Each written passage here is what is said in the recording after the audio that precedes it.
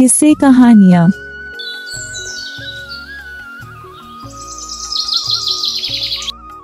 रामपुर गांव में राजू और बिरजू नाम के दो दोस्त रहते थे। इनकी दोस्ती के किस्से पूरे गांव में मशहूर थे। राजू और बिरजू बचपन से ही पक्के दोस्त थे।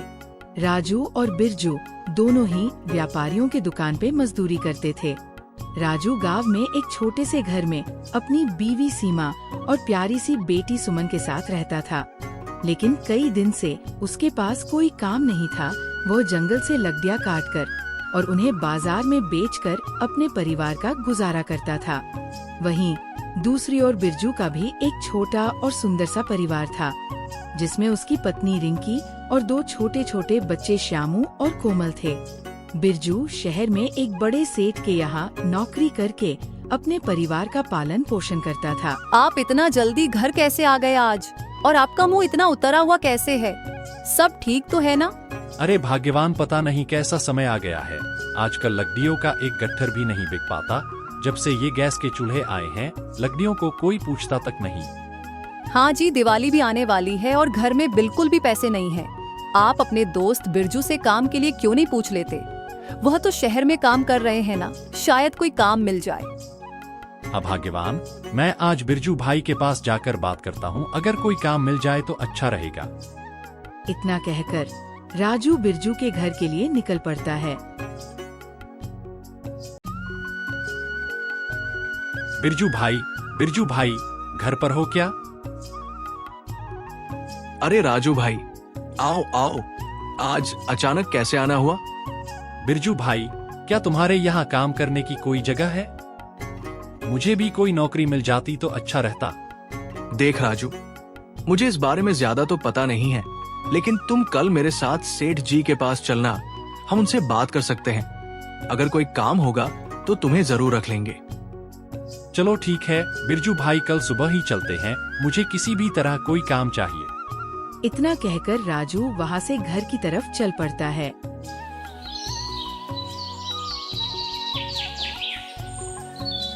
अरे राजू भाई, आ गए तुम?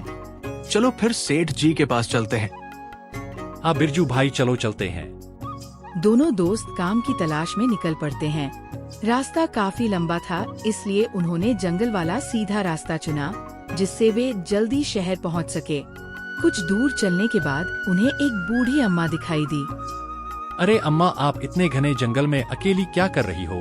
अरे बेटा, मैं यहीं पास में ही रहती हूँ। ये लकड़ी का गट्ठर ले जा रही थी, लेकिन ये अब मुझसे उठाया नहीं जा रहा। अगर तुम लोग इसे मेरे घर पहुँचा देते तो बहुत अच्छा होता। लकड़ियों का गट्ठर उठाकर राजू और बिरजू उस बूढ़ी अम्मा के पीछे पीछे चलने लगते हैं। वे कुछ दूर चले ही थे कि तभी अचानक से आसमान में जोर जोर से बिजली कड़कने लगती है और बहुत तेज बारिश शुरू हो जाती है। वे जैसे तैसे उस तेज बारिश में ही बूढ़ी अम्मा की झोपड़ी तक पहुंच जाते हैं। तुम दोनों का बहुत बहुत धन्यवाद बेटा, जो तुम लोगों ने मेरी इतनी मदद की। अम्मा, मदद करना तो हमारा फर्ज है। चलो ठीक है, अब हम चलते हैं। अरे बेटा, इतनी तेज बारिश में कहाँ जाओगे? ज्यादा भीगने से बीमार पड़ जाओगे। बारिश रुकने तक तुम लोग यही ठहर जाओ, फिर चले जाना। चलो ठीक है अम्मा, हम रुक जाते हैं।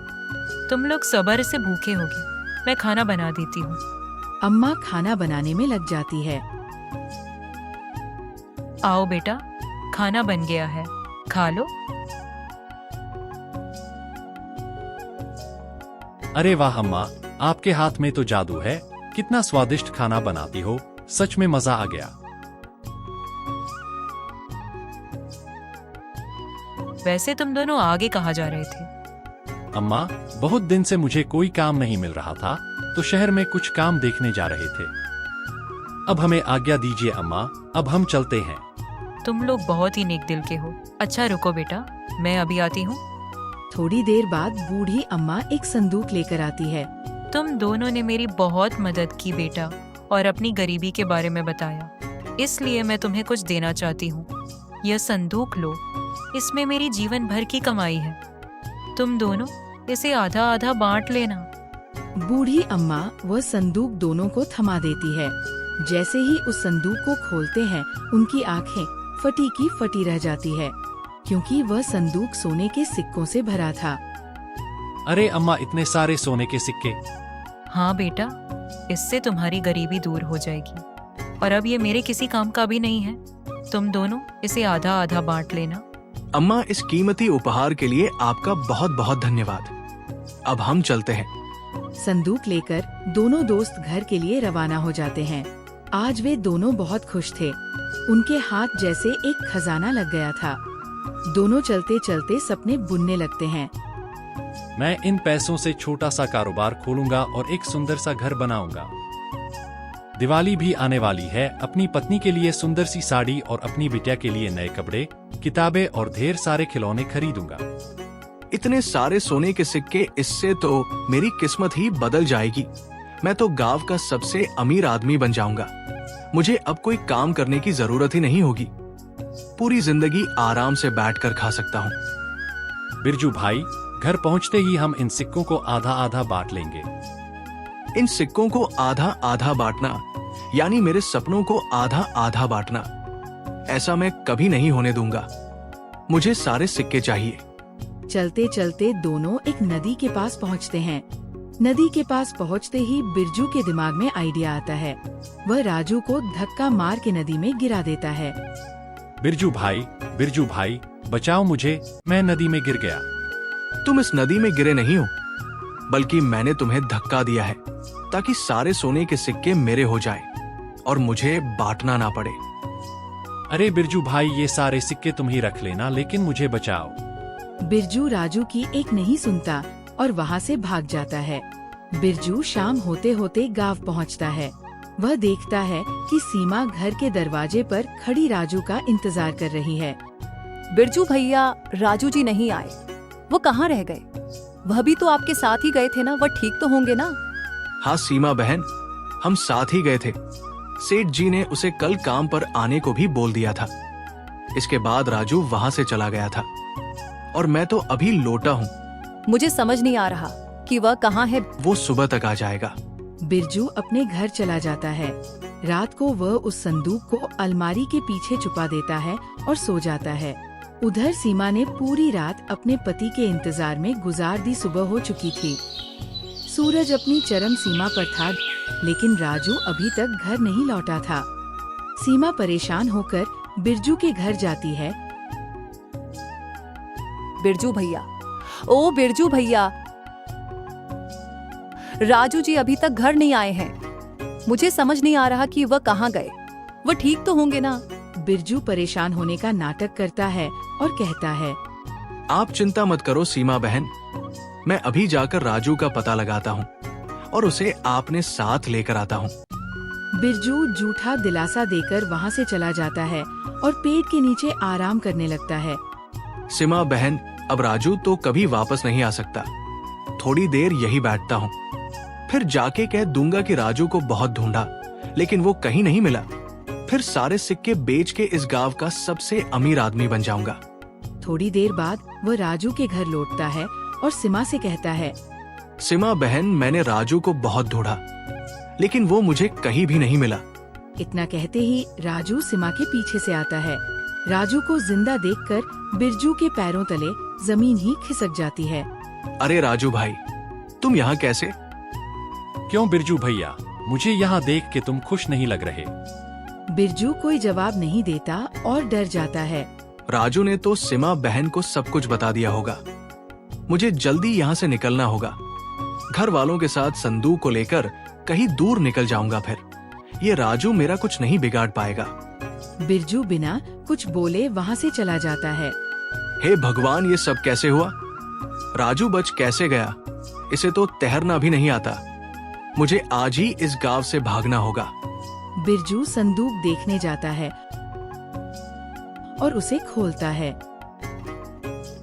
हे भगवान, ये सब कैसे हुआ? मेरे सोने के सिक्के कहाँ गए? इसमें तो सिर्फ कंकड़ भरे हैं। कहीं ये सब राजू ने तो नहीं किया? बिरजू ये सब सोच ही रहा था कि तभी बूढ़ी अम्मा वहाँ प्रकट होती है। बिरजू बूढ़ी अम्मा को देखकर हैरान हो जाता है। अम्मा, आप यहाँ कैसे? अपनी गंदी जुबान से मुझे अम्मा मत कह दुष्ट। तुमने अपने दोस्त के साथ इतना बुरा कर्म किया। यही तुम्हारी कर्मों की सजा है। तुमने इन सोने के सिक्कों के लिए अपने बचपन के दोस्त को मारने की कोशिश की तो लो, अब ना तुम्हारे पास सोने के सिक्के हैं और ना ही तुम्हारा वो दोस्त। मैं सब समझ गया। अम्मा कृपया मुझे माफ कर दीजिए। मुझसे बहुत बड़ी भूल हो गई। मैं लालच में आ गया था।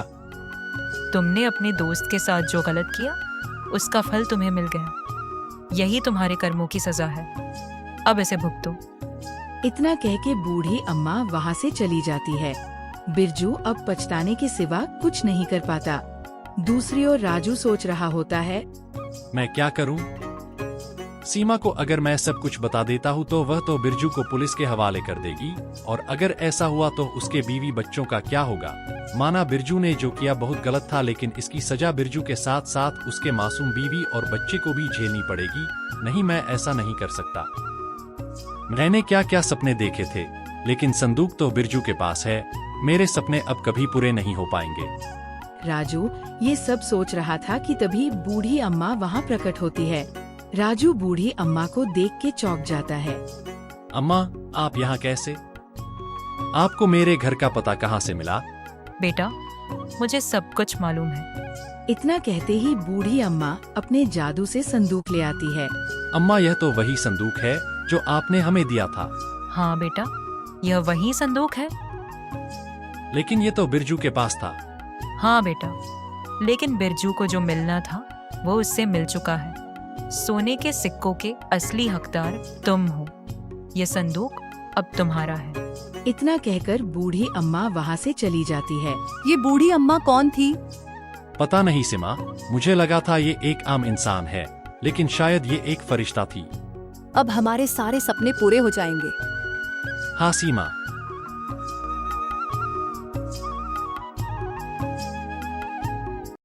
किस्से कहानियाँ।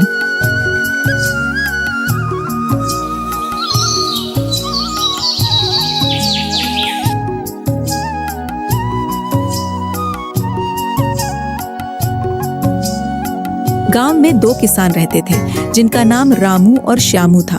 दोनों बचपन के गहरे दोस्त थे और हमेशा साथ रहते थे। दोनों का एक ही काम था, खेती करना। रामू मेहनती और ईमानदार था। वह हर दिन अपने खेत में सुबह से शाम तक कड़ी मेहनत करता और फसल की अच्छी देखभाल करता। दूसरी ओर श्यामू आलसी था। वह हमेशा काम से बचने के बहाने ढूंढता और अधिकतर समय आराम करता। सूरज की पहली किरण के साथ रामू जाग चुका है। वह खेत में जाने के लिए तैयार है। रामू, इतना जल्दी क्यों उठ गए? थोड़ा और आराम कर लेते। गौरी, सुबह का समय सबसे अच्छा होता है। अगर मैं अभी काम शुरू कर दूं तो दोपहर तक बहुत कुछ हो जाएगा। लेकिन नाश्ता तो कर लो। खाली पेट काम कैसे करोगे? एक काम करो, मुझे खाना पैक करके दे दो, मैं वहीं खा लूंगा। ये लीजिए अपना खाना, लेकिन अपना ध्यान रखना। ज्यादा धूप में काम मत करना और टाइम से खाना खा लेना। हाँ गौरी, चिंता मत करो। इतना कह के रामू काम के लिए निकल जाता है। दूसरी ओर सूरज चढ़ चुका है और श्यामू अभी भी सो रहा है। सुमन परेशान होकर कमरे में आती है। अजी, सुनते हो? अभी तक सो रहे हो? सूरज सिर पर आ गया है। आज काम करने नहीं जाना? इतना सारा काम पड़ा है और तुम्हें कोई चिंता ही नहीं है। दिन पे दिन आप और आलसी होते जा रहे हैं। अरे क्या हो गया भाग्यवान, सुबह सुबह क्यों इतना भड़क रही हो? भड़कू नहीं तो और क्या करूं? बाहर देखो, सूरज सिर पर आ गया है। रामू तो कब का खेत पर चला गया और तुम हो कि अब तक खर्राटे ले रहे हो। रामू को काम करने की आदत है। मुझे भी खेत जाना है, लेकिन थोड़ा आराम कर लेने दो। खेत कहीं भागा थोड़ी न जा रहा है। आराम ही तो करते रहते हो। फसल का समय आने वाला है और तुम्हें कोई फिक्र ही नहीं। चिंता मत करो सुमन, जब काम करना होगा तब कर लूंगा। तुम्हारा ये आलस एक दिन हमें बहुत भारी पड़ेगा। पूरे गांव में बस हमारा ही घर है जहां फसल देर से आती है। बस बस भाग्यवान, कितना कम बोलती हो। बोलूं नहीं तो और क्या करूं? अच्छा तैयार हो जाने दो, फिर चला जाता हूँ। अरे भाई रामू, पूरा खेत आज ही जोत दोगे क्या? हाँ श्यामू भाई, बस थोड़ा सा ही खेत बचा है, उससे भी आज ही जोत दूं, तो कल से बीज बोने का काम शुरू कर दूंगा।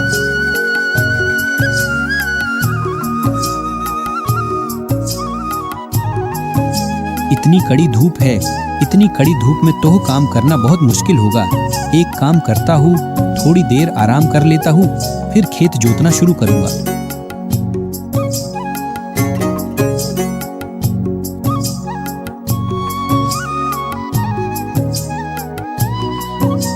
चलो अब थोड़ा सा काम भी कर लिया जाए। रामू और श्यामू दोनों ही काम में लगे हुए हैं।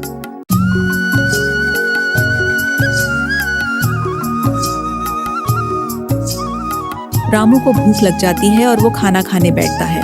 तभी उसको किसी के चिल्लाने की आवाज आती है। रामू वहां जाके देखता है, वहां एक साधु बाबा बेहोश पड़े थे। रामू पानी डाल के साधु बाबा को जगाता है। थोड़े देर में साधु बाबा को होश आ जाता है। साधु बाबा, अब आप कैसे हैं? हाँ बेटा, अब मैं ठीक हूँ। बहुत दिन से भूखा और प्यासा हूँ और इतनी तेज धूप है कि मुझे चक्कर आ गया। साधु महाराज, आज मेरी पत्नी ने मुझे खाना पैक करके दिया है, आप उससे खा लीजिए। दूर खड़ा श्यामू ये सब देख रहा होता है। अरे ये रामू किससे बात कर रहा है? कोई साधु महाराज मालूम होते हैं, जाके देखता हूँ। प्रणाम साधु महाराज। साधु महाराज, आप यहाँ बैठ के खाना खा लीजिए। लेकिन बेटा, अगर मैंने तुम्हारा खाना खा लिया तो तुम क्या खाओगे? तुम इतनी धूप में काम कर रहे हो। आप मेरी चिंता मत कीजिए बाबा, मेरा घर पास में ही है, मैं थोड़ी देर में घर जाके खा लूंगा। श्यामू भी अपना खाना साधु बाबा को दे देता है। महाराज, आप मेरा खाना भी खा लीजिए, मेरी पत्नी ने भी स्वादिष्ट खाना बनाया है। मेरी भूख मिटाने के लिए आप दोनों का बहुत बहुत धन्यवाद। धन्यवाद की कोई जरूरत नहीं है बाबा, ये तो हमारा सौभाग्य है कि हम आपकी मदद कर पाए। आप बस हमें आशीर्वाद दीजिए। हाँ बाबा, रामू ठीक कह रहा है, आप हमें शर्मिंदा न करें। तुम दोनों को मेरा आशीर्वाद है, इसी तरह मेहनत करते रहो। लेकिन मैं आज तुम्हें कुछ विशेष देना चाहता हूँ। साधु बाबा बीज की पोटली रामू और श्यामू को देते हैं। महाराज, ये किस फसल के बीज है? बेटा, ये जादुई बीज है, इसे अपने खेत में डाल देना, तुम्हारी फसल बहुत अच्छी होगी। लेकिन ध्यान रहे, इसका जादू तभी काम करेगा जब तुम दिल लगा के मेहनत के साथ फसल की सेवा करोगे। लेकिन महाराज, अगर ये जादुई है तो इतनी मेहनत करने की क्या जरूरत है? बेटा, एक बात याद रखना, जादू उसी पे काम करता है जो उसकी कदर करता है, और बिना मेहनत के किसी को कुछ भी हासिल नहीं होता। तुम्हें इन बीजों की सही से देखभाल करनी होगी। हम आपके इस भेंट के लिए बहुत आभारी हैं महाराज। हम इन बीजों की अच्छे से देखभाल करेंगे, रोज पानी भी देंगे। अब मैं यहाँ से प्रस्थान करता हूँ, तुम्हारा कल्याण हो। दोनों दोस्त जादुई बीज लेके घर की ओर निकलते हैं। श्याम, हमें इन बीज का अच्छे से ध्यान रखना होगा, इसे हमें प्यार और मेहनत से सींचना होगा, तभी हम इन जादुई बीज का लाभ उठा पाएंगे। भाई रामू, मुझे तो लगता है कि अगर ये बीज जादुई है तो हमें इतनी मेहनत करने की कोई जरूरत नहीं है। मुझे नहीं लगता कि रोज पानी देने की कोई जरूरत है। ये जादुई बीज हैं, ये अपने आप बढ़ जाएंगे और फल देंगे। श्यामू, साधु महाराज की बातों को ऐसे नजरअंदाज मत करो। उन्होंने साफ साफ कहा था कि प्यार और मेहनत के बिना कुछ नहीं मिलेगा। मैं तो कोई जोखिम नहीं लेना चाहता, मैं तो इन्हें अच्छे से सींचूंगा। दोनों घर पहुंच के ये बात अपनी अपनी पत्नियों को बताते हैं।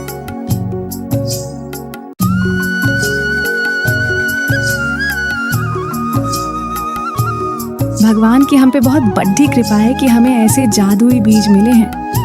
गौरी, तुम बिल्कुल सही कह रही हो। जैसा साधु महाराज ने कहा है, मैं वैसा ही करूंगा। कल सुबह ही मैं इन बीजों को खेत में बो दूंगा। अरे वाह, ये तो बहुत ही अच्छी बात है। अब हमें और मेहनत करनी होगी और जैसा साधु महाराज ने कहा है, हम इन बीजों की बहुत सेवा करेंगे, जिससे बहुत अच्छी फसल होगी और हम बहुत सारे पैसे कमाएंगे। अब आप आलस मत करना, कल सुबह ही इन बीजों को बो देना। हाँ हाँ भाग्यवान, मैं कल सुबह इन बीजों को बो दूंगा। बीज कहाँ भागे जा रहे हैं?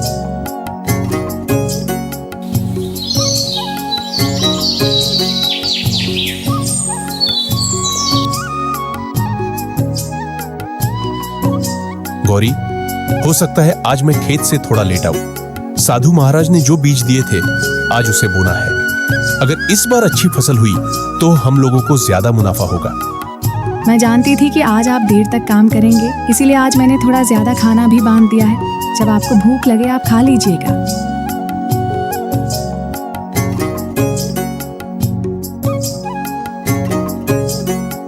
अजी सुनते हो, अभी तक सो रहे हो? सूरज सिर पर आ गया है, आज बीज बोना था, भूल गए क्या आप? उठिए, जल्दी उठिए। साधु महाराज ने क्या कहा था, आप भूल गए क्या? हाँ भाग्यवान, उठ रहा हूँ। थोड़ा धीरज रखो, मुझे साधु महाराज की बातें याद हैं। मुझे लगा आप भूल गए हैं, इसीलिए अभी तक सो रहे हैं। अब जल्दी उठिए, काम पे भी जाना है। हाँ भाग्यवान। दोनों अपने अपने खेतों में बीज बोते हैं।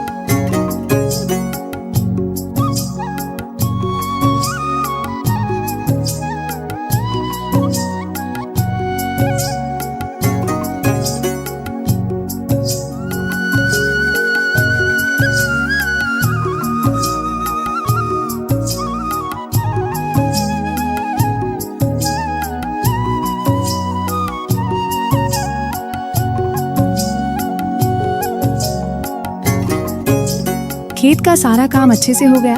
हाँ गौरी, मैंने सारे बीज अच्छे से बो दिए हैं और पानी भी दे दिया है। हाँ जी, बहुत अच्छा किया आपने। थक गए होंगे आप, खाना खा लीजिए, फिर आराम करिएगा। आपने सारे बीज अच्छे से बो दिए ना? हाँ भाग्यवान, मैंने सारे बीज अच्छे से बो दिए हैं। और खेत में पानी अच्छे से डाला ना? नहीं, मैं खेत में पानी नहीं डाल पाया, बीज बोने में ही इतना समय लग गया। लेकिन साधु महाराज ने इसे रोज प्यार और मेहनत से सींचने बोला था। अगर आप टाइम से उठ जाते तो वो खेत में पानी भी डाल पाते। अरे भाग्यवान, क्यों चिंता करती हो? ये जादुई बीज हैं, फसल अच्छी ही होगी। मैं कल जाके खेत में पानी डाल दूंगा। रामू हर रोज खेत में पानी देने लगा और फसल की बहुत प्यार से देखभाल करने लगा। दूसरी ओर श्यामू ने सोचा कि यह तो जादुई बीज है, इससे इतनी देखभाल की जरूरत नहीं है। वो कभी कभी पानी डालता और बाकी टाइम बस आराम करता रहता। कुछ समय बाद रामू के खेत में फूल गोभी की फसल निकल आई। रामू इस फसल को देख के बहुत खुश था। फसल बहुत अच्छी हुई थी और इन फूल गोभी का आकार भी आम फूल गोभी के मुकाबले काफी बड़ा था। रामू ने ये बात तुरंत अपनी पत्नी को बताई और वो दोनों फूल गोभी को तोड़ने के लिए खेत में आए। अजी, ये तो सच में बहुत अच्छी फूल गोभी की फसल है। इतने बड़े और इतने सुंदर फूल गोभी तो मैंने आज तक नहीं देखी। हाँ गौरी, चलो अब इससे जल्दी से तोड़ लेते हैं, फिर इन्हें बाजार में भी तोह बेचना है। दोनों फूल गोभी तोड़ने लगते हैं और धीरे धीरे उनकी टोकरी भर जाती है। दोनों फूल गोभी की फसल की तरफ देखते हैं। उन्होंने जहाँ से भी फूल गोभी तोड़ा था वहाँ अपने आप नई फूल गोभी आने लगती है। ये देखिए, हमने तो अभी अभी यहीं से फूल गोभी तोड़ा था और यहाँ फिर से नए फूल गोभी आने लगे। ये तो सच में चमत्कार है। लगता है इन जादुई बीज की फसलें कभी खत्म नहीं होती। हाँ, ये सचमुच जादुई बीज है। हमने जितने फूल गोभी तोड़े थे उतने वापस आ गए। हम इन फूल गोभियों को बेच के अच्छा खासा पैसा कमा सकते हैं। यहीं दूसरी ओर श्यामू के खेत में अभी भी छोटे छोटे पौधे ही थे और उनमें कोई फल नहीं आए थे। अरे अभी तक फसल क्यों नहीं आई? ये बीज तो जादुई थे ना? साधु महाराज ने क्या हमें धोखा दिया? तभी श्यामू की नजर रामू के खेत पे जाती है। रामू का खेत फूल गोभी की फसल से लहरा रहा था। श्यामू रामू के पास जाता है। तुम्हारी फसल इतनी अच्छी कैसे हुई? लगता है साधु महाराज ने मुझे नकली बीज दिए थे, वरना मेरे खेत में भी अच्छी फसल होती। दोस्त, साधु महाराज ने हम दोनों को जादुई बीज ही दिया था, लेकिन उन्होंने कहा था इसे प्यार और मेहनत से सींचना होगा। मैंने हर रोज मेहनत किया, पानी डाला और उसकी मिट्टी को ठीक किया और इसीलिए मेरे खेत में फसल इतनी अच्छी हुई। लेकिन मैंने तो तुम्हें कभी ठीक से काम करते हुए नहीं देखा और शायद इसी वजह से तुम्हारे खेत में फसल नहीं हुई। श्यामू को अब अपने गलती का एहसास हुआ। सही कहते हो रामू भाई, ये बीज जादुई थे, लेकिन मैंने बीजों का अच्छे से ध्यान नहीं रखा और इसीलिए इन्होंने मुझे फल ही नहीं दिया। ये सब मेरी ही गलती है। रामू ने फूल गोभियों को बेच के बहुत अच्छा पैसा कमाया और वहीं दूसरी ओर श्यामू को पछताने के अलावा कुछ नहीं मिला।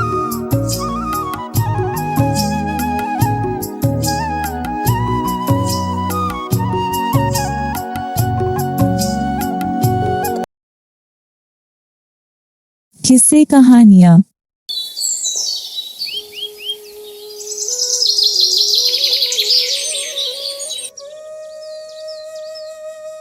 बेगमपुर नामक गांव में कामिल अपनी पत्नी सबनम और बेटे दानिश के साथ एक छोटे से घर में रहता था। कामिल पैसे से एक किसान था जो अपने 2 बीघा के खेत पर खेती करके अपना गुजारा क्या करता था। अजी आप आज जल्दी खेत पर चले जाओ, आज आपको खेत में फसल भी लगानी है। वह क्या है ना, गर्मी भी बहुत ज्यादा पड़ रही है, आप ज्यादा दोपहरी में काम करोगे तो बीमार पड़ जाओगे। अगर आप जल्दी काम पर जाओगे तो घर भी जल्दी लौट आओगे। हाँ शबनम, तुम बिल्कुल ठीक कह रही हो। आजकल गर्मी इतनी ज्यादा पड़ रही है कि धूप में काम करना मुश्किल हो जाता है। दोपहरी में काम करके ऐसा लगता है कि शरीर में जान ही ना हो। और अभी तक बारिश भी नहीं आई, मैं फसल को पानी कहां से लगाऊंगा? इस तरह तो हमारी सारी फसल खराब हो जाएगी। इतना कहकर कामिल घर से खेत के लिए निकल जाता है। रास्ते में कामिल को उसका मित्र अब्दुल मिलता है। अरे कामिल भाई, क्या हुआ आज? कल तू दिखाई भी नहीं देता। क्या हुआ, तू इतना परेशान क्यों लग रहा है? क्या बताऊं अब्दुल यार, तुझे तो पता ही है अब की बार बारिश नहीं हुई, जिसकी वजह से फसल को पानी नहीं मिल रहा। सारी फसल दिन प्रतिदिन सूखती जा रही है। इसी बात को लेकर बहुत ही चिंता में हूँ। इस तरह तो मेरी सारी फसल खराब हो जाएगी। अगर मेरी सारी फसल खराब हो गई तो हमारा घर कैसे चलेगा? मेरे पास तो कुछ और काम भी नहीं है जिसे मैं करके अपना घर चला सकूं। भाई तू कह तो सही रहा है, अब की बार बारिश न आने की वजह से खेतों की सिंचाई भी नहीं हो पाई, लेकिन हम इसमें कर भी कुछ नहीं सकते भाई। चल ठीक है कामिल भाई, तू खेत पहुंचकर काम शुरू कर, मैं थोड़ी देर में आता हूँ। मुझे घर थोड़ा काम सा है, मैं उसे निपटा कर आता हूँ। ठीक है, तू होकर आ, मैं खेत पहुंचता हूँ। 2 घंटे के अंदर कामिल खेतों में सारा काम कर देता है। चलो यह काम तो हो गया, अब खेतों में पानी डालना है। पानी वाला ही काम मुझे सबसे मुश्किल लग रहा है। एक काम करता हूँ, अपने खेत के आसपास कोई कुआं देखता हूँ। क्या पता हमारे खेत के आसपास कोई कुआं ही मिल जाए।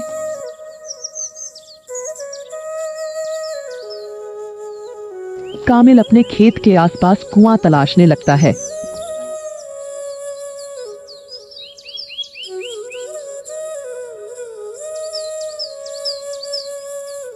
कुछ देर बाद बीच जंगल में उसे एक कुआं दिखाई देता है। अरे हाँ, लगता है कि यह कुआं काफी वर्षों पुराना है। इसका पानी पीकर देखता हूँ।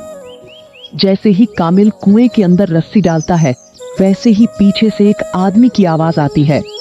अरे अरे, ओ भाई रुको, तुम इस कुएं का पानी नहीं पी सकते हो, ये मेरा कुआं है। तुम इस कुएं से किसे पहुंचकर पानी लेने चले हो? अच्छा सेठ जी, ये कुआं आपका है, पर सेठ जी मुझे थोड़ा नहीं बहुत पानी चाहिए, क्योंकि मुझे अपने खेतों में पानी लगाना है। क्या मैं आपके कुएं से पानी ले सकता हूँ? अरे अरे, मैं तुम्हें पानी क्यों दूं? पानी क्या फ्री बट रहा है? तुम्हें चाहे जो भी करना हो, मैं पानी नहीं दूंगा। अगर तुम्हें पानी चाहिए तो तुम इस कुएं को ही खरीद लो। अरे भाई, लेकिन मैं इस कुएं का क्या करूंगा? मुझे तो बस 1 दिन के लिए ही कुआं चाहिए। तुम मुझे अपने कुएं को किराए पर दे दो, मैं तुम्हें पूरे पैसे दे दूंगा, जितने भी आपके बनेंगे। अरे नहीं, मैं कुआं ऐसे किराए पर नहीं दूंगा। अगर तुम्हें लेना है तो लो, कोई खुशामत नहीं है, देख लो तुम्हारी मर्जी। कामिल अपने मन में सोचता है, अरे कोई बात नहीं, यह सही रहेगा। मैं इस कुएं को खरीद लेता हूँ, पानी ले जाने में आसानी हो जाएगी। वैसे भी ये कुआं मेरे खेत के बहुत करीब है। अगर मैंने इस कुएं को खरीद लिया तो मुझे बारिश का भी इंतजार नहीं करना होगा। वैसे भी बारिश कभी भी टाइम पर नहीं आती, जिसकी वजह से मेरी सारी फसल खराब हो जाती है। सेठ जी, वैसे इस कुएं की कीमत क्या है? तुम मुझे अच्छे आदमी दिखते हो, इसलिए यह कुआं मैं तुम्हें सिर्फ 5,000 रुपए में ही दे दूंगा। अरे सेठ जी, 5,000 रुपए का कुआं? लेकिन इतने पैसे तो मेरे पास नहीं है। 4,000 रुपए दे सकता हूँ मैं इस कुएं के, क्योंकि मेरे पास इतने पैसे नहीं हैं। मुझे ये पैसे भी उधार लाने होंगे किसी से। अच्छा, मैं तुम्हें 4,000 रुपए में ये कुआं देने के लिए राजी हूँ। कब दोगे मेरे 4,000 रुपए? सेठ जी, तुम मुझे 3 दिन का समय दो, मैं तीसरे दिन तुमसे यह कुआं खरीद लूंगा। ठीक है। फिर कामिल अपने घर चला जाता है। और अपनी पत्नी से कहता है, अजी क्या 4000 का कुआं, इतना महंगा कुआं, इतने में तो आप कोई व्यापार कर सकते हो, और तुम इतने पैसे कहाँ से लाओगे? हमारे पास तो इतने पैसे भी नहीं है। अरे सबनम, मुझे कुछ काम भी नहीं आता सी बाय खेती के। अब हम अपने खेत को भी तो यूं ही नहीं छोड़ सकते। कुआं खरीदने के बाद कम से कम हमें बारिश पर निर्भर भी नहीं रहना होगा, जिससे हम अपनी फसल को अच्छी तरह से पानी लगा सकते हैं। और रही पैसे की बात, मैं अपने दोस्त अब्दुल से जाकर कुछ पैसे उधार ले जाऊंगा। अजी आपको जैसा सही लगे आप वैसा ही करो, लेकिन जो भी करो सोच समझकर करना, कभी हम किसी मुसीबत में न फंस जाए। अरे सबनम, तुम तो बेफजूल की घबराती हो, हम किसी परेशानी में नहीं फंसेंगे। फिर कामिल अपने दोस्त अब्दुल के पास पैसे उधार लेने जाता है। अरे कामिल, अचानक हमारे घर कैसे आना हुआ? सब खैरियत तो है ना? हाँ अब्दुल भाई, सब खैरियत है, अल्लाह का शुक्र है, आपकी दुआ है। मुझे आपसे कुछ काम था। हाँ बोल कामिल, क्या काम है? अरे अब्दुल भाई, मुझे आपसे 4000 रुपए चाहिए, मैं तुम्हें जल्द लौटा दूंगा। लेकिन अचानक से तुझे 4000 रुपए क्यों चाहिए? अरे अब्दुल भाई, मैं एक कुआं खरीद रहा हूँ। मेरी उस कुएं के मालिक से 4000 रुपए में बात हो गई है। मैं उस कुएं से अपने खेत में आसानी से सिंचाई कर सकता हूँ। अरे भाई, ये तो बात सही है, लेकिन 4000 रुपए का कुआं तो महंगा है। देख लो भाई। अब्दुल भाई, महंगा तो है, लेकिन वो कुआं हमारे खेत के पास भी है, और मुझे उस कुएं से सिंचाई करने में ज्यादा मेहनत भी नहीं करनी होगी। इस कुएं से मेरा काम बहुत आसान हो जाएगा। ठीक है भाई, मैं तुम्हें अभी पैसे देता हूँ। कामिल अब्दुल से पैसे ले लेता है।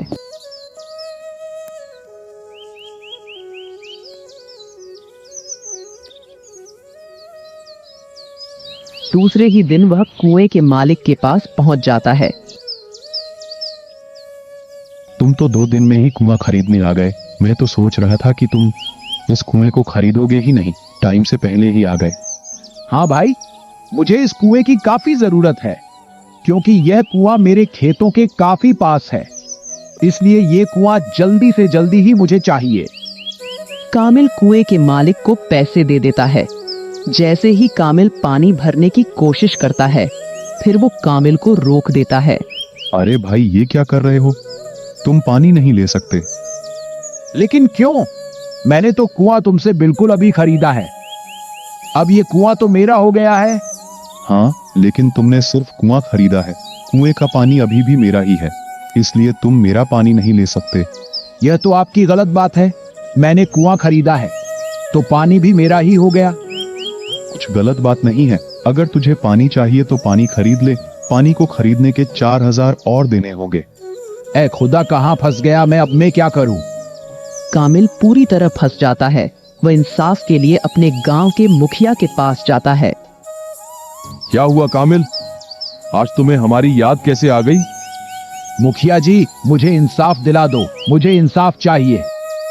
अरे आखिर बात क्या है? पूरा मामला तो बताओ, मैं तुम्हारी बात समझ नहीं पा रहा हूँ। मुखिया जी, मैं बताता हूँ। मुखिया जी, कामिल ने मुझसे कुआं ही खरीदा है। ये मेरा पानी क्यों ले रहा है? इसका तो बस कुआं ही है, पानी तो अभी भी मेरा ही है। बात तो बिल्कुल ठीक है, तुमने तो कुआं खरीदा था, फिर पानी क्यों मांग रहे हो? पानी तो अभी भी सेठ की सोरी का ही है। अरे मुखिया जी, वही तो मैं भी इसे समझा रहा हूँ, ये मेरी बात मान ही नहीं रहा है। अरे कामिल, तुम लोगों को कब से ठगने लगे? तुमने कुआं खरीदा था, तुम्हें इसलिए उसका पानी इस्तेमाल नहीं कर सकते हो। मुखिया भी कामिल की मदद नहीं करता। वह उदास होकर अपने दोस्त के पास पहुंचता है और अब्दुल को सारी बात बता देता है। ये बात तो बहुत गलत है, वो उस सेठ ने तुम्हें ठग लिया है। भाई, अब मैं क्या करूं? अब बस तुम ही मेरी मदद कर सकते हो। ठीक है भाई, हम कल मुखिया जी के पास चलेंगे। तुम उदास मत हो, सब ठीक हो जाएगा। तू चिंता मत कर, ऐसे लोगों को कैसे सबक सिखाया जाता है मैं अच्छी तरह जानता हूँ। अगले दिन कामिल और अब्दुल दोबारा मुखिया के घर पहुंचते हैं। मैंने अपना फैसला सुना दिया है, अब फिर से यहाँ क्यों आए हो? अरे रुकिए मुखिया जी, मैं भी कुछ कहना चाहता हूँ। ठीक है, तुम भी अपनी बात रख सकते हो। सेठ जी, तुम्हारा कहने मतलब है कि कामिल ने सिर्फ कुआं खरीदा है, उसका पानी नहीं। हाँ, यही बात है, इसने सिर्फ कुआं खरीदा है, पानी अभी भी मेरा है। तो इसका मतलब कुएं का मालिक कामिल है और पानी का मालिक तुम हो, यही बात है ना? हाँ भाई, तो तुम मुझे यह बताओ कि कामिल के कुएं में तुम्हारा पानी क्या कर रहा है? अगर तुम्हें पानी चाहिए तो कुएं से निकाल लो और कामिल को कुआं दे दो। इसमें कामिल की तो कोई गलती नहीं है। तुम सही कह रहे हो अब्दुल, ये तो मैंने सोचा ही नहीं। मैंने कामिल को बिना सोचे समझे गलत साबित कर दिया। मुखिया जी, अगर सेठ का पानी कामिल के कुएं में है तो इसमें कामिल की कोई गलती नहीं है। वह अपना पानी निकाल सकता है, वो उसकी गलती है कि कामिल के कुएं में उसका पानी है। हाँ किशोर, एक काम करो, तुम जल्द कामिल के कुएं से पानी निकाल लो। अब किशोर सेठ अपने ही जाल में फंस गया। हाँ, मुझे मेरा कुआं चाहिए, पानी तुम ही रख लो। किशोर को अपनी हार माननी पड़ती है और कामिल को कुआं और कुएं का पानी देना पड़ता है। और कामिल कुआं और कुएं का पानी लेकर बहुत खुश होता है। दोस्तों, अगर आपको वीडियो पसंद आया हो तो लाइक और शेयर जरूर करें। चैनल को किस्से कहानियाँ।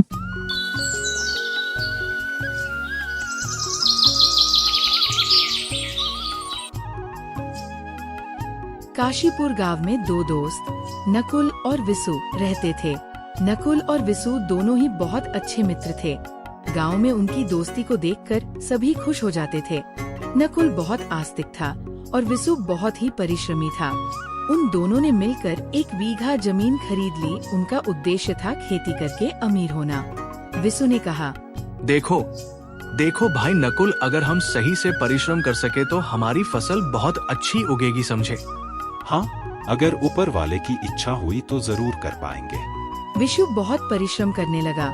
मिट्टी खोदना, खेत जोतना, बीज डालना, और नकुल सिर्फ अपने लिए आशीर्वाद मांगता रहा। उसने सोचा, इंसान जो कुछ भी करता है ना, वो सब ऊपर वाला करता है। उसी के आशीर्वाद से तो सारे कार्य सफल होते हैं। विसु रोज खेत में मेहनत करता। कुछ महीनों बाद खेत में चारों तरफ हरियाली छा गई। हरियाली देख के विसु की मेहनत का अंदाजा लगाया जा सकता था। देखा नकुल, मेरी मेहनत रंग लाई। देखो कितनी अच्छी फसल उगी है। हाँ, ये सब तो ऊपर वाले का आशीर्वाद है। मैं तो रोज ऊपर वाले को याद करता हूँ। विसु ने कुछ भी नहीं कहा। वो हर दिन मन लगाकर अपना काम करने लगा। देखते ही देखते कुछ दिन बाद फसल उगाई और जमीन सुनहरे फसल से भर गई। नकुल और विसु फसल देख के बहुत खुश हुए। नकुल ने आसमान की तरफ हाथ जोड़कर प्रणाम करके कहा, हे ऊपर वाले, आपके आशीर्वाद से ये सब संभव हुआ है।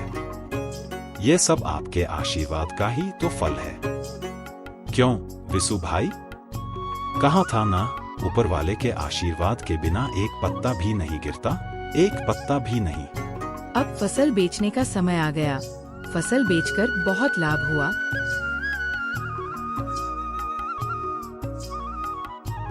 पर अब शुरू हुई थी असली समस्या पैसों के बंटवारे को लेकर। नकुल ने कहा, भाई विसु, ऊपर वाले की इच्छा से ही इतना ज्यादा लाभ हुआ है हमें। क्यों न हम लाभ का बंटवारा कर लें? देखो नकुल भाई, इस जमीन को जोतने से और बीज बोने से लेकर के फसल काटने तक मैंने अकेले ही परिश्रम किया है। तो परिश्रम का भी तो कुछ मूल्य होता है ना। तो फिर लाभ में से ज्यादा हिस्सा मुझे मिलना चाहिए, यही उचित होगा। चाहे तुम कुछ भी कहो भाई, मुझे ही लाभ का ज्यादा हिस्सा मिलना चाहिए। अच्छा, पर हमने जो ऊपर वाले से आशीर्वाद मांगा था, उनके आशीर्वाद के बिना क्या ये फसल होती? बोलो ना। इसीलिए ज्यादा मुझे मिलना चाहिए, समझे तुम? फिर दोनों के बीच धीरे धीरे बहस होने लगी। पहली बार फसल के मुद्दे को लेकर उनके बीच झगड़ा और विवाद शुरू हो गया। अंततः दोनों गांव के मुखिया के पास पहुँचे। मुखिया जी ने सब कुछ सुनकर कहा, सुनो, मैं तुम दोनों को एक काम दूंगा। तुम दोनों में से जो इस कठिन कार्य को पूरा करेगा, उसे लाभ का बड़ा हिस्सा मिलेगा। बताओ, क्या तुम्हें मेरा यह न्याय स्वीकार है? क्या तुम इसके लिए तैयार हो? हाँ मुखिया जी, हम तैयार हैं। फिर मुखिया जी ने उन दोनों को एक एक बोरी देते हुए कहा, इन बोरियों में कंकड़ और चावल मिले हुए हैं। तुम्हें कल सुबह तक चावल और कंकड़ को अलग अलग करके लाना होगा। मैं तुम दोनों के काम को देखकर निर्णय करूंगा। ये सुनकर नकुल और विसु ने बोरियां उठाईं और उन्हें लेकर चले गए। नकुल अपनी बोरी को मंदिर में रख देता है और मन ही मन सोचता है, हे ऊपर वाले, अगर आपका आशीर्वाद रहा तो यह कठिन काम भी संभव हो जाएगा। एक बार फिर सबके सामने यह साबित हो जाएगा। हे ऊपर वाले, मेरी मदद करना। दूसरी ओर विसु रात में दिया जलाकर बैठता है और चावल और कंकड़ को अलग करने में लग जाता है। नकुल बोरी को मंदिर में भगवान के भरोसे रखकर सो जाता है। जैसे ही सुबह होती है, विसु जितना चावल और कंकड़ अलग कर पाता है, उसे बोरी में लेकर मुखिया जी के पास पहुंचता है। वह कहता है, हुजूर, पूरी तरह से काम तो नहीं हो पाया, कुछ अभी बाकी है। इसके बाद मुखिया जी ने नकुल की ओर देखा और पूछा, क्या तुमने पूरी बोरी के चावल अलग कर लिए हैं? नकुल ने हाथ जोड़कर विनम्रता से कहा, नहीं मुखिया जी, मैंने सारा काम ऊपर वाले के हाथ में छोड़ दिया था। देखिए मुखिया जी, उनका आशीर्वाद मुझे जरूर प्राप्त होगा, आप खुद देख लीजिएगा। नकुल का उत्तर सुनकर मुखिया जी ने गहरी सांस लेते हुए कहा, हूँ, अच्छा, तो तुमने अपने दोनों हाथों का इस्तेमाल नहीं किया? खोलो, खोलो, बोरी को खोलो। जब बोरी खोली गई तो उसमें कंकड़ और चावल वैसे ही मिले हुए थे जैसे पहले थे। मुखिया जी ने हंसते हुए कहा, ऊपर वाले ने सबको 2 हाथ दिए हैं काम करने के लिए। यही उनका श्रेष्ठ दान है। वो उनको ही आशीर्वाद देते हैं जो परिश्रम करते हैं। इसीलिए विसु के परिश्रम से ही इतनी अच्छी फसल हुई है। इसीलिए लाभ का हिस्सा विसु को ही ज्यादा मिलेगा। नकुल सब समझ गया कि उससे क्या भूल हुई है। वो ये समझ गया कि बिना परिश्रम के ऊपर वाला भी साथ नहीं देता। मुखिया जी ने फिर उससे कहा, नकुल, अगर तुम विसु से हाथ मिलाकर काम करते तो तुम्हारी फसल और भी ज्यादा अच्छी होती और तुम लोगों को और भी ज्यादा लाभ होता। इसके बाद उनके बीच हिस्से या बंटवारे को लेकर कभी कोई विवाद नहीं हुआ। दोनों ने समझ लिया कि मेहनत और प्रयास के बिना किसी भी समस्या का हल नहीं निकल सकता। नकुल और विसु दोनों ही अपनी जमीन में परिश्रम करने लगे।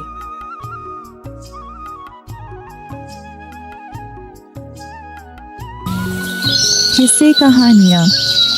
गांव के छोटे से बाजार में जहां हर सुबह सूरज की किरणें पेड़ों के पत्तों से छनकर मिट्टी की सौंधी खुशबू फैलाती थी, वहां एक कोने में रामलाल का ठेला खड़ा रहता था। ये ठेला केवल गोलगप्पों की दुकान नहीं था, बल्कि गांव वालों के लिए खुशियों का अड्डा था। रामलाल एक साधारण व्यक्ति था, जिसकी मेहनत और ईमानदारी ही उसकी सबसे बड़ी पूंजी थी। वह हर सुबह अपनी पत्नी के साथ उठकर गोलगप्पे बनाने की तैयारी करता। इमली की खटास और हरी मिर्च की तीखास से भरा मसाला, साफ पानी और ताजा आटा, ये सब चीजें मिलकर रामलाल के गोलगप्पों को गांव में सबसे स्वादिष्ट बनाती थी। मेरे गोलगप्पे हर किसी के लिए है, बच्चों के लिए, किसानों के लिए और उन बुजुर्गों के लिए जो अपने पुराने दिनों को याद करते हुए इनका स्वाद लेते हैं। सूरज अभी पूरी तरह निकला नहीं था, लेकिन रामलाल के ठेले पर हलचल शुरू हो चुकी थी। जैसे जैसे समय बीतता, ठेले पर भीड़ लगने लगती। रामलाल गोलगप्पे बनाने के लिए पानी में मसाले मिला रहा है। पास ही उसकी पत्नी उसे सामग्री पकड़ाकर मदद कर रही है।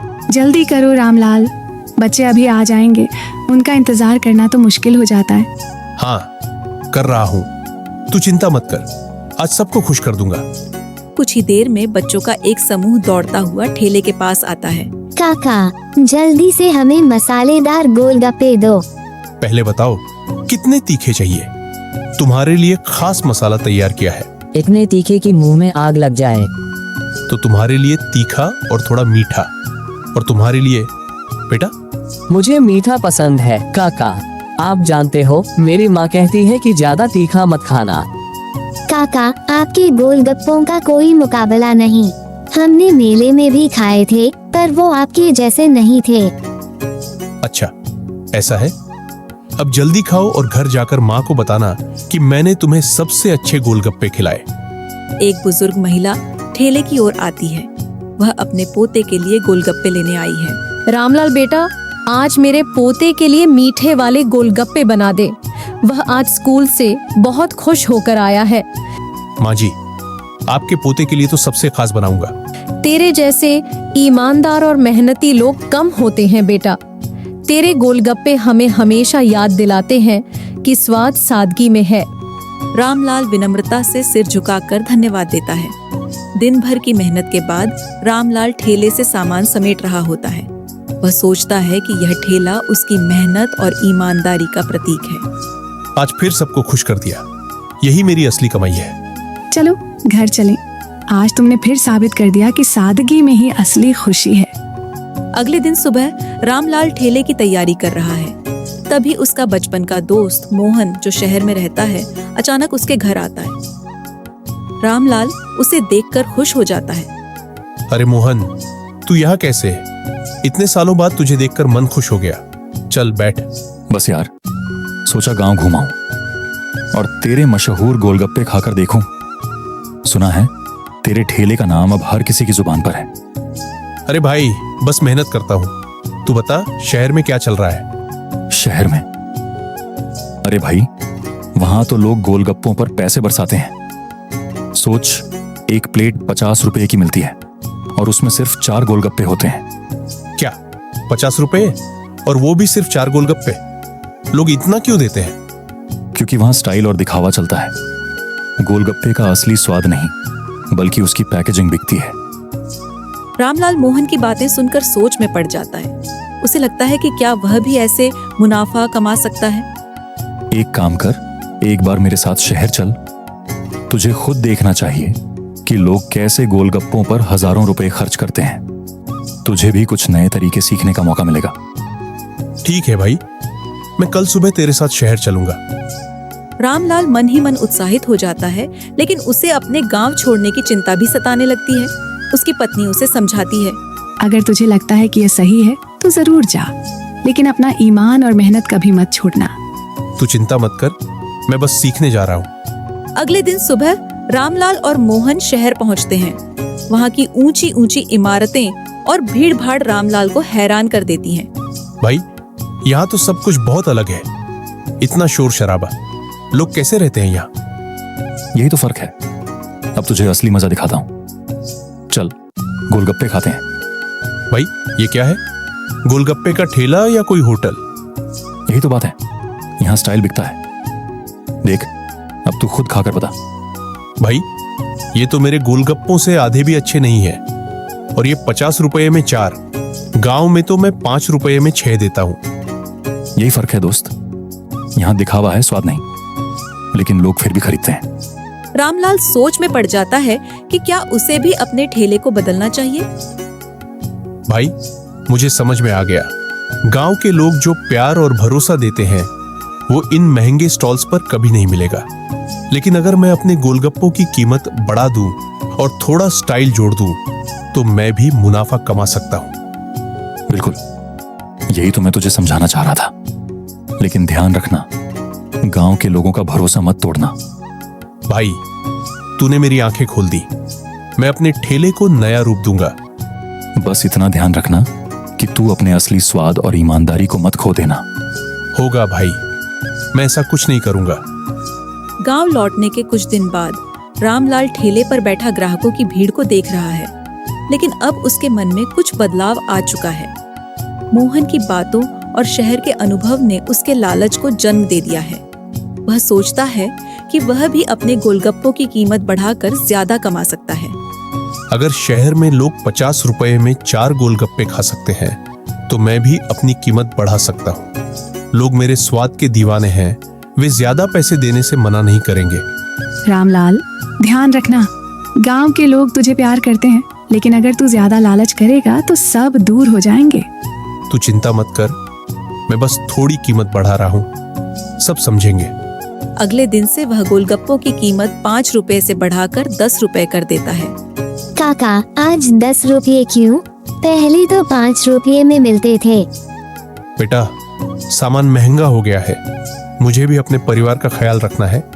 लेकिन देख, मैंने स्वाद वही रखा है।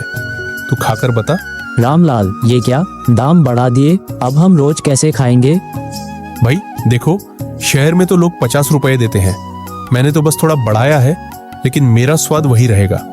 लोग चुपचाप पैसे देकर गोलगप्पे खाते हैं और सोचने लगते हैं कि रामलाल की बात भी सही है और महंगाई भी बरस गई है। कुछ महीनों बाद रामलाल की कमाई बढ़ने लगती है, उसे ज्यादा मुनाफा होता है, लेकिन वह और ज्यादा पैसे कमाने के लिए नई तरकीबें सोचता है। वह सामग्री की गुणवत्ता में कटौती शुरू कर देता है। मसालों में मिलावट, पानी में साफ सफाई की कमी, ये सब उसके गोलगप्पों के स्वाद को प्रभावित करने लगते हैं। रामलाल, ये तू क्या कर रहा है? लोग तुझ पर भरोसा करते हैं, ये ठीक नहीं है। अरे सब चलता है, लोग खाने आएंगे ही, उन्हें क्या पता चलेगा। लेकिन धीरे धीरे गांव वालों को गोलगप्पों के स्वाद में बदलाव का एहसास होने लगता है। एक दिन ठेले पर कुछ पुराने ग्राहक आते हैं और शिकायत करते हैं। रामलाल, ये क्या हो रहा है? पहले जैसे स्वाद नहीं रहा, पानी भी गंदा लगता है। भाई, अगर पसंद नहीं है तो मत खाओ, मुझे और भी ग्राहक मिल जाएंगे। ग्राहकों के चेहरे पर निराशा झलकती है, वे ठेले से चले जाते हैं। रामलाल की पत्नी यह देखकर चिंतित हो जाती है। कुछ ही हफ्तों में रामलाल के ठेले पर भीड़ कम होने लगती है। लोग उसकी गुणवत्ता और लालच की बातें करने लगते हैं। रामलाल की कमाई भी कम होने लगती है। एक दिन गांव के बुजुर्ग और कुछ अन्य लोग उसके ठेले पर इकट्ठा होते हैं। रामलाल, तुझे याद है जब तूने ये ठेला शुरू किया था? लोग तेरे स्वाद और ईमानदारी के लिए आते थे, अब तूने सब खत्म कर दिया। हम तुझसे प्यार करते थे, लेकिन तूने हमारे भरोसे का गलत फायदा उठाया। अब ये ठेला गांव में नहीं चलेगा। गांव वाले उसे चेतावनी देते हैं कि अगर वह अपनी हरकतें नहीं बदलेगा तो वह गांव से बाहर कर दिया जाएगा। रामलाल को अपनी गलती का एहसास होता है। वह अपने ठेले की सफाई करता है, गुणवत्ता को सुधारता है और फिर से अपने गोलगप्पों की पुरानी कीमत 5 रुपये कर देता है। मैंने लालच में आकर अपनी मेहनत और ईमानदारी को छोड़ दिया। अब मैं फिर से वही बनूंगा जो पहले था। रामलाल, अब तेरे गोलगप्पे पहले जैसे लग रहे हैं, हम फिर से तुझे माफ कर देते हैं। रामलाल की आंखों में आंसू आ जाते हैं। वह सोचता है कि गांव वालों का प्यार ही उसकी सबसे बड़ी पूंजी है। यह कहानी हमें सिखाती है कि मेहनत और ईमानदारी से कमाया गया पैसा ही सच्ची पूंजी होती है। लालच भले ही तुरंत लाभ दे, लेकिन वह रिश्तों और भरोसे को नष्ट कर देता है।